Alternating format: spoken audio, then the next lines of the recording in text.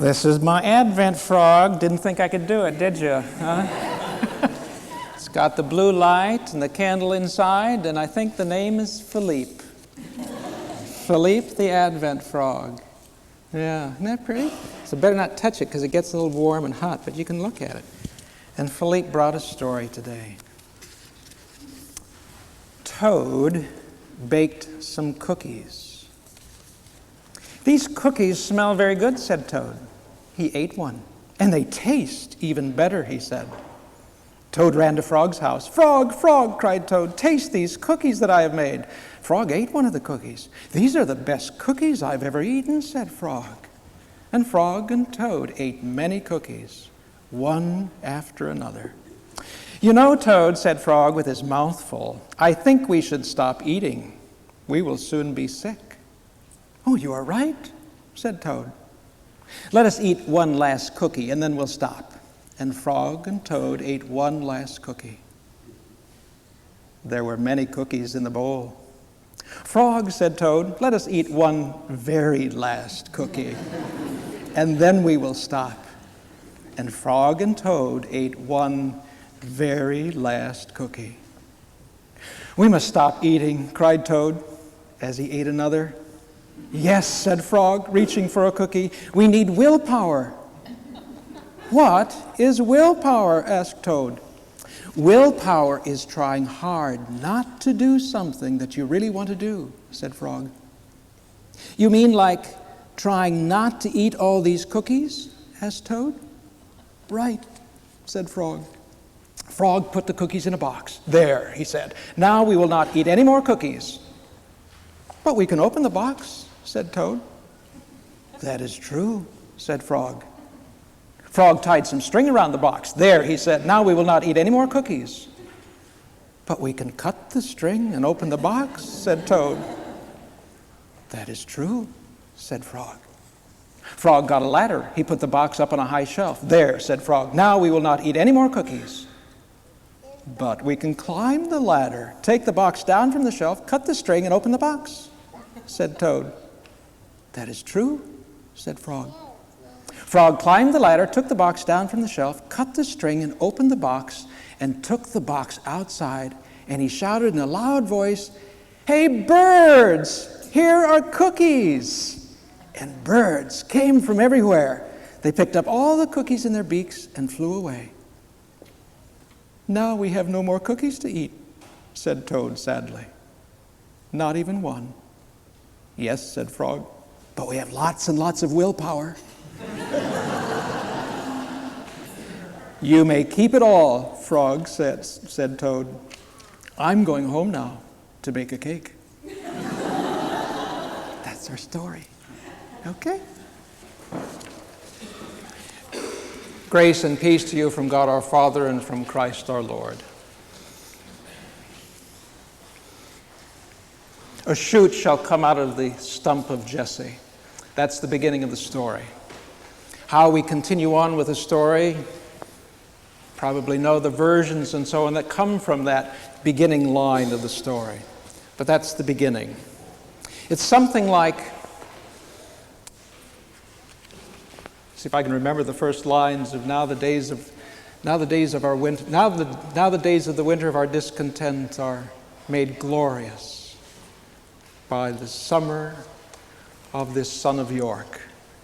First lines approximately of Richard III, which anticipate a story almost similar in quality to this initial story that Isaiah announces with this root coming out of the stump of Jesse.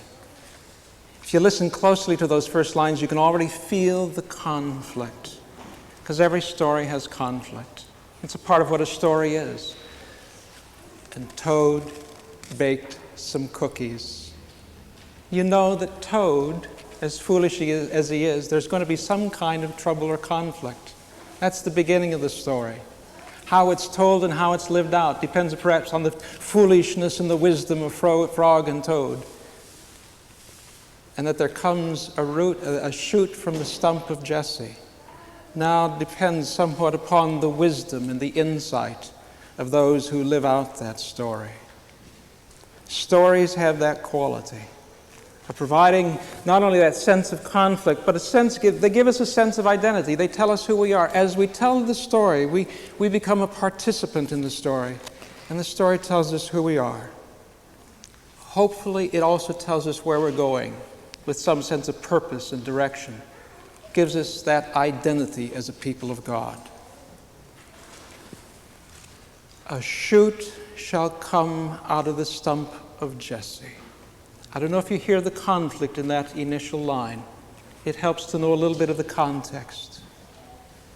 A shoot shall come out of this dead stump of Jesse. We've had kings for 300 years in Judah. Actually, it's the Davidic dynasty, David's dynasty, the house of David. But Jesse, David's father, no royal blood at all in Jesse. Why didn't he say, and there shall come a shoot out of the house of David? Already some conflict. Why does the prophet say Jesse and not David? We're going to have to start all over. We're going to have to go back to the beginning of things. Really way back, from out of this dead stump, because all of these kings of the house of David have not lived up to their potential, their promise, their charge, to be in charge of justice and righteousness in the land. And now, in the midst of all of this disappointment, in the midst of all of this misdirection and unfulfilled promises, there shall come a little green twig, a little tiny shoot, almost indetectable, out of this dead stump. And it's not just any little twig. It's not just any royal line or any royal scion that comes out of this dead stump. It's one that is particularly promising and blessed and gifted. The way in which prophets before and the Old Testament before has described the gifted, the charismatic leader, is to try to describe that person as a temporarily gifted person, a charismatic leader who rises up in emergencies and situations where there is maybe a crisis and catastrophe. And there is that spirit-led quality about that person. But for this shoot that comes from the stump of Jesse, the Spirit of the Lord will rest upon him. Let me tell you what the Spirit is. The Spirit of understanding and might, the Spirit of counsel and insight, the Spirit of wisdom and the fear of the Lord. This is a multifaceted Spirit.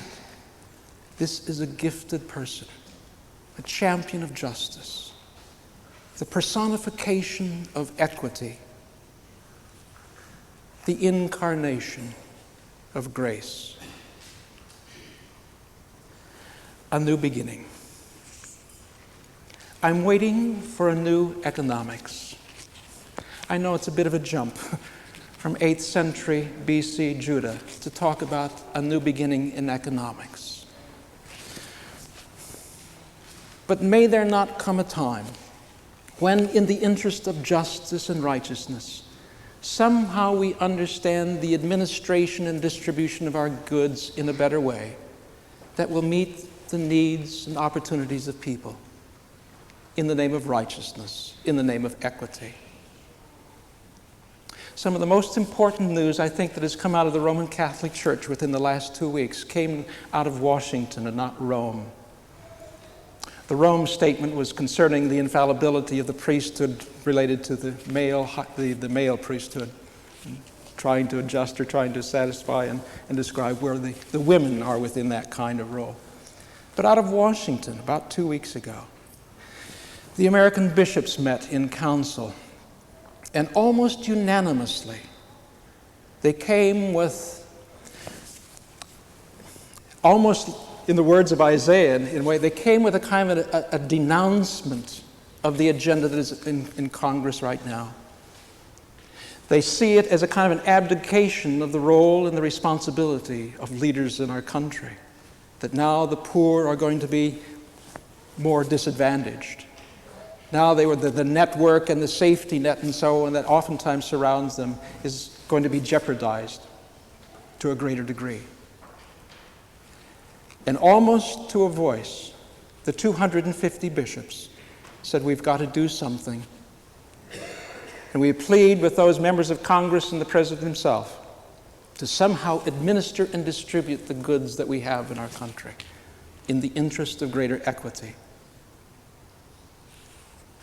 Another Roman Catholic theologian, church historian Rosemary Ruther, said much the same kind of thing recently. She said the issue in our country is really the concentration of wealth. American society is more deeply divided economically than at any time since the era before the Depression. The real issue is the group that owns or controls the commanding heights of the American economy. Estimates are that 90% of the Americans own 33% of the wealth, mostly in homes and cars. The remaining top 10% own 60%, 67% of the wealth. Stocks, bonds, businesses, money markets.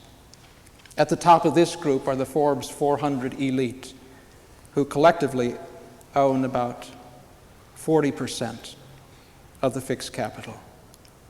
We need to consider, she says, we need to consider how to find a social vision that can unite the other 90% in a common struggle to try to find the common good that will serve that desire and thirst for equity. How do we tell the story? Perhaps a little child shall lead us. That's part of the text that Isaiah has, isn't it? And a little child shall lead them. If you heard that within the 11th chapter of Isaiah. Isaiah uses children all over the place. He uses his own children for illustrations, parabolic actions, live reminders to the kings who he's constantly in conflict with. Over the 50 years of his active life as being a prophet, he's just practically all the time in conflict with the royal and national policy. And he uses his children as living reminders. And he gives them names that will be a kind of reminder. Sheher Yashub or Maher-Shahal Ashbaz. Terrible to call him home to dinner and so on. The dinner gets cold before the time when you call him. But here he is using these children to say, only a remnant shall remain. Only a remnant of the country shall remain if we continue in this kind of coalition or this alliance or this kind of policy.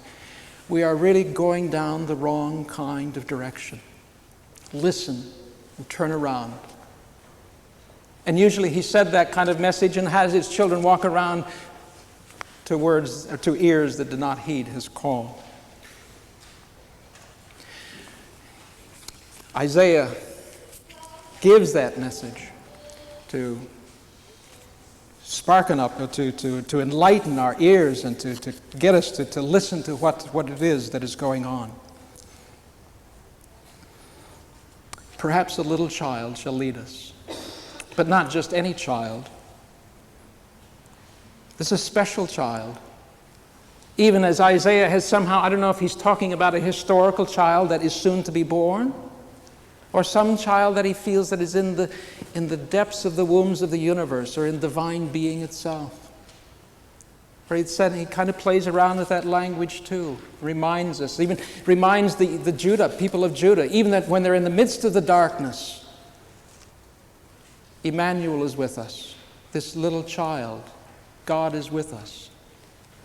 Even though at one time Isaiah can say and sing about Judah that you're like a vineyard, but you're a vineyard full of empty promises. And Yahweh has come to visit you and to pluck the grapes, and what has he found? He's only found dried up raisins. That's the kind of justice that you're delivering. Hopes that don't deliver themselves in terms of righteousness and equity. But yet, Emmanuel, God is with us. And perhaps a little child shall lead us. There are those who talk about this child in terms of the divine child. Perhaps the divine child, even as we know, is the Christ child, but perhaps even that child that maybe resides in each of us, that child that is full of promise and hope. We know the power and the vulnerability of that child, the power of the Christ child, even during this season, to attract people around the world, to get them to pause, to stop, even though they may be distracted with other things around this season, that power of the child somehow holds up promise and hope. But yet that child is not a mature leader. No child, even the Christ child, is a mature leader. It takes the maturity of the Christ to enact and activate that sense of grace and compassion, that sense of understanding, and to build that sense of community. But the promise is there in the child, but yet full of vulnerability, even as it was true of the Christ child, who had to be whisked away to Egypt to escape the sword of Herod. Robert Moore tells of a patient that he had as a psychotherapist. This young man related a very important event that had happened to him when he was about 5 or 6 years old.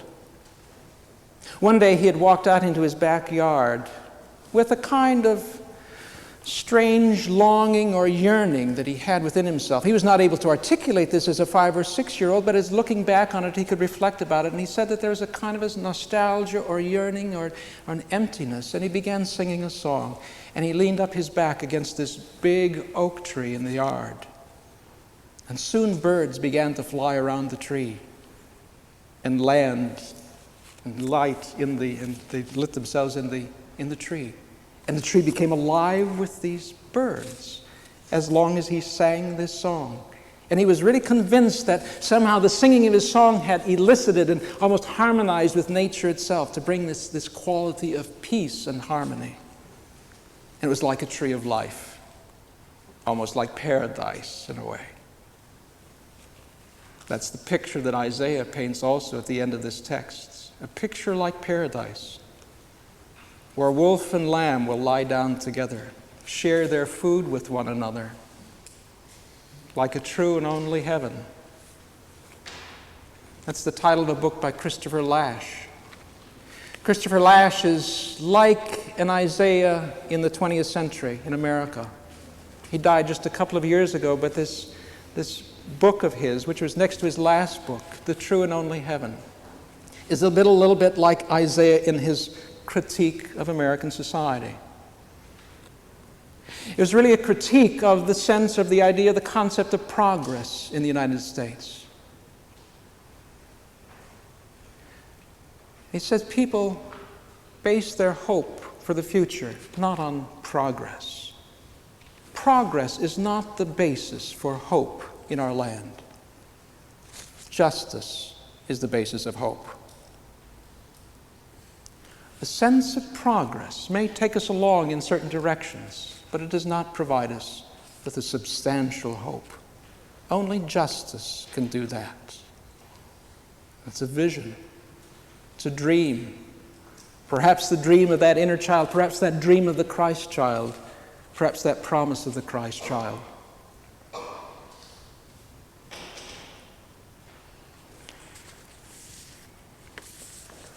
Peter Davis wrote a book recently on the basis of his own experience, kind of diving into the lower economic levels of society, if you know what I mean. He disguised himself as a homeless person. And in a book entitled, If You Came This Way, he remarks that no policy can work if the middle class refuses to see the poor as human beings. He visited places in Los Angeles, in the state of Maine, and Indian reservations all over the country. His relationships or his encounters with people said that some are deserving and some are not. They are poor for all the commonly cited reasons. But his point is contrary to the American myth, that they have little or no chance of escape. And the reviewer, Michael Harris, said he's right, because I've been there. He said, I know what it's like. I was homeless for 6 months, 12 months, for 18 months myself. And it was like living in a fog. I had no sense of how to get out of it. The only reason that I was able to get out of it was because of my friends, who somehow and for some reason continued to encourage me and see some value within me. We're probably not going to change national policy, but we might touch people's lives in that way to bring a small sense of righteousness or equity, a sense of promise and hope within people's lives. That would be one way of living out the story, of continuing the story. We began with Toad baked some cookies. And the way in which that story is lived out or told out by Arnold LaBelle is to say that Toad and Frog finally realized they had some willpower. But we might retell that story to say, and Toad went back to his home to bake a cake so that he could take it outside again and share it with his friends, the birds. Amen.